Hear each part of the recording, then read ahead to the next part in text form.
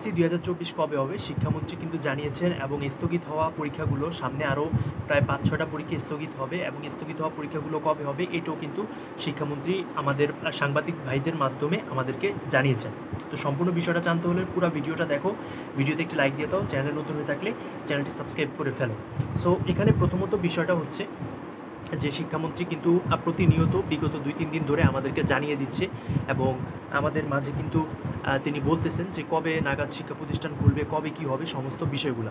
So আমরা এখানে অনেকেই হচ্ছে বিষয়গুলো জানি না, তাই আজকের ভিডিওর মধ্যে বিষয়গুলো ক্লিয়ার করে দিব।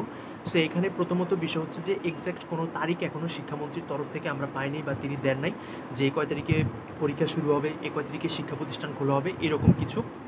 তবে তিনি বলেছেন যে এখনও খোলা শিক্ষা প্রতিষ্ঠান খোলার মতো বা পরীক্ষা নেয়ার মতো বা বিশ্ববিদ্যালয় খোলার মতো পরিবেশ এখনও তৈরি হয় নাই। পরিবেশ তৈরি হলে তিনি অবশ্যই শিক্ষা প্রতিষ্ঠান খুলে দেবেন। এখন বিষয় হচ্ছে অনেকেই 11 আগস্টের মতো একটা তারিখ কিন্তু বেঁধে দিচ্ছে, বা 11 আগস্টের একটা তারিখ কিন্তু অনেকে বলতেছে। আসলে এই তারিখটা কিন্তু শিক্ষামন্ত্রীর তরফ থেকে মানে মুখ থেকে তিনি বলেননি। ইতোমধ্যে তোমাদের 4টা পরীক্ষা স্থগিত হয়েছে, সামনে আরও পরীক্ষা স্থগিত হবে, কারণ এখনও শিথিল না, এখনও পরিবেশ শিথিল না, এখনও পরীক্ষা নেওয়ার মতো পরীক্ষা দেওয়ার মতো পরিবেশ সৃষ্টি হয় নাই। তাই তোমাদের এই বিষয়টা বুঝতে হবে। তিনি এক্স্যাক্ট কোনো তারিখ ডেট তিনি দেন নাই। আর তোমরা যদি কোনো জায়গা থেকে এক্স্যাক্ট কোনো তারিখ শুনে থাকো সেটা সম্পূর্ণ ভুয়া, সেটা সম্পূর্ণ গুজব। এখন পর্যন্ত তিনি কোনো এক্স্যাক্ট তারিখ দেন নাই যে এই কয় তারিখের পরে পরীক্ষা শুরু হবে, বা এই কয় তারিখ থেকে শুরু হবে, এই কয় তারিখের পর থেকে স্থগিত পরীক্ষাগুলো শুরু হবে, এরকম কোনো কিছু তিনি এখন পর্যন্ত জানান নাই। জানালে অবশ্যই আমরা আমাদের চ্যানেলে ভিডিওর মাধ্যমে তোমাদেরকে জানাবো। তিনি জাস্ট এই বিষয়টাকেই ক্লিয়ার করে বলছেন যে পরীক্ষা নেওয়ার মতো এখন ওই রকম পরিবেশ নাই, শিক্ষা প্রতিষ্ঠান খোলার মতো ওই রকম পরিবেশ নাই। এইচএসসি 2024কে সবচেয়ে বেশি গুরুত্ব দেওয়া হচ্ছে।